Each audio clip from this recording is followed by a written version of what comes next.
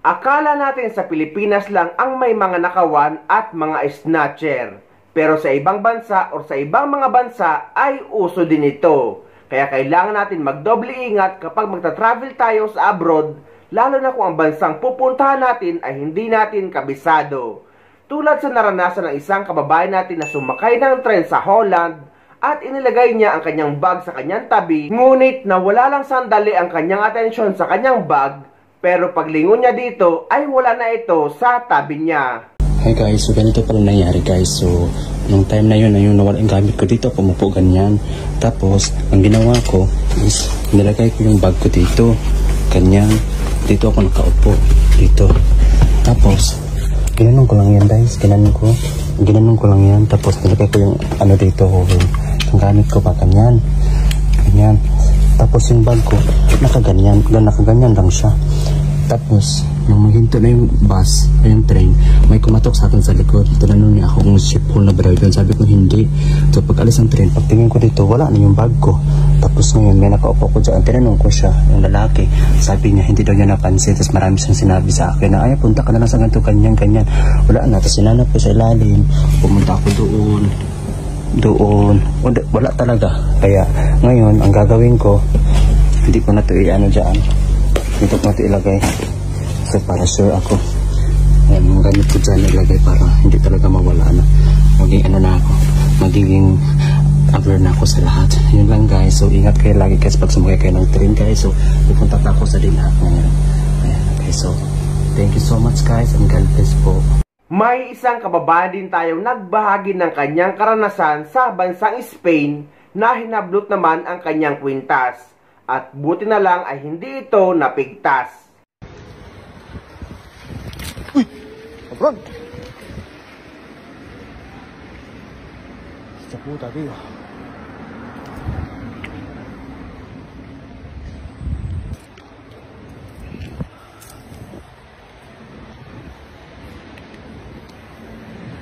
Sa Saudi Arabia naman, dalawang kababayan natin ang nagbahagi ng kanilang karanasan na hinold up sila sa nasabing bansa. At yung isa ay natangayan ng mga gamit at tinutukan pa ng baril. Hi guys, so kakauwi ko lang, grabe. Buti na lang hindi ako pinabayaan ng ama. Hinold up ako. Tapos, inisnatch ako sa may inisnatch yung bag ko sa may traffic light. Sa traffic light mismo, nakamotor sila. Nakaitong dalawang lalaki. Buti na lang talaga hindi na yung bag ko, kasi may bag na akong dala hindi na putol. Tapos ko siya, nahawakan ko siya kagad. Grabe, kinabahan ako kasi baka may dala. Kasi pangatlong beses na to ginanito ako, hinold up ako. Tapos nga snatch na naman. Buti na hindi nakakuha nila yung bag, pero sinundan pa rin nila ako. Pero dito na ako ngayon sa namin. Yun lang, kaya mga kabayan, ingat tayong lahat. Lalo pa ngayon gabi, mag-alas 11 na kasi ngayon ng gabi.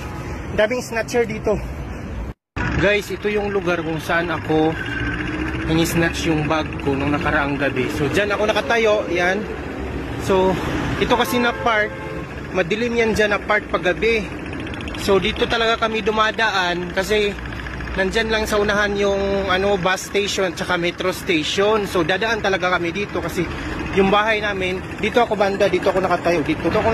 Inablot nila yung yung bag. So sa mga kababayan natin, kasi marami ako nakikitang mga kababayan dito dumadaan pag gabi, ingat po kayo sa area nito kasi ito may siya, papuntang Orange Line na metro, tapos may papuntang Jaradia yan doon. Tapos ito naman dito, siya, papuntang metro na Court Complex. So yun mga kabayan, ingat tayo banda dito sa may Shamisi.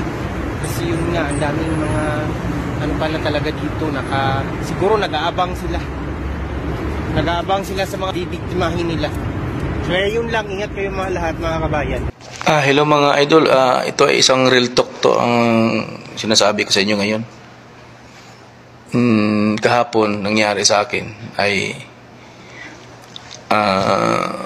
bumaba ako sumakay ako dyan sa Bata 913 na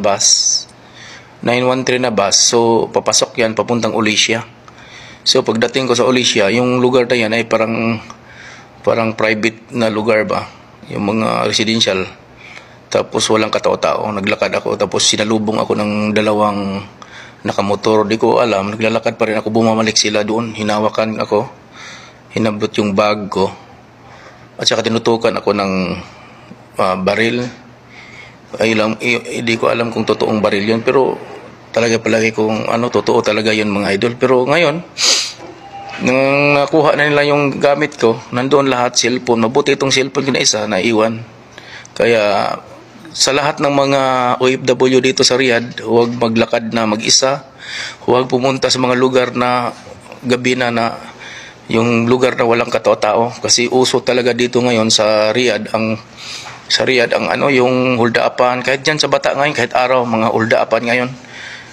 Minsan nagmumotor talaga yun. Kung makikita nyo ng mga taong nagmumotor, itim yun, mga itim na tao nagmumotor, yun, bigla kayong hablutin yung bag nyo, tutukan kayo, may baril talaga sila, may baril yun. Kaya mag-iingat tayo mga idol dito sa Riyadh, kaya matindi na talaga dito. Kasi di katulad sa Pilipinas na i-respondi agad yung mga barangay tanod, pero dito walang mga barangay tanod. Kaya mas matindi pala dito, kung pwede patayin dito, di ka talaga matris dito. Kaya mag-iingat dito sa lahat ng mga OFW dito sa Riyadh, hindi lang sa Riyadh, sa buong Saudi Arabia, na mag-iingat sa paglalakad sa tuwing gabi sa mga lugar na walang katao-tao. Ang lugar talagang pinakadelikado dito mga idol, itong Gubera, Jaradia, Buni, Ulisya, Bata, yun ang mga delikado nga lugar. Kaya marami ng mga Pilipino, ang target po nila ay mga Pilipino. Yan lang mga idol, sana mag-ingat po tayong lahat. Sa sinapit ko ngayon, ano nangyari? Wala na lahat. Pati passport, ikama, lahat. Wala na, pati wallet ko, wala talaga. Yung pinaka-importante mga gamit na nandun, tinangay lahat. Anong gagawin ko ngayon? Wala. Nganga ko. Kung mabuti sila dito, hindi nagnganga. Kasama ko. Nasobrahan mo. Sa parehong bansa pa rin, isang kababayan natin Pilipinang OFW ang nagbahagi din ng karanasan ng driver ng amo niya, na akala nga niya sa Pilipinas lang ang may nakawan, pero nangyayari din to sa bansang Saudi Arabia. Akala ko mga sis, dito sa lugar na to, walang magnanakaw. Meron pala din, para din palang Pinas din. Kasi yung driver ni amo, nakalimutan niya ang paglock ng kwarto niya. Ngayon, pinasok sa magnanakaw, kinuha yung 2 cellphone at yung pera na 150. Kaya namumblema yung amo ko. Kaya ang ginawa ni amo, ni-report niya sa mga pulis at nalaman kung saan nakatira, pero hindi ko alam kung ano na ang naging resulta. Kaya guys, kailangan natin magdoble ingat, at kung magta-travel tayo at dala-dala natin ang mahalaga nating dokumento kagaya ng passport, ticket at pati pera, mas maigi na body bag or yung belt bag ang dala nyo na nakatago sa ilalim ng inyong damit. Dahil may malapit din akong kakilala na nag-travel sa Europe, ngunit nadukutan siya. Nadukot ang kanyang pera, kasama na doon ang kanyang passport.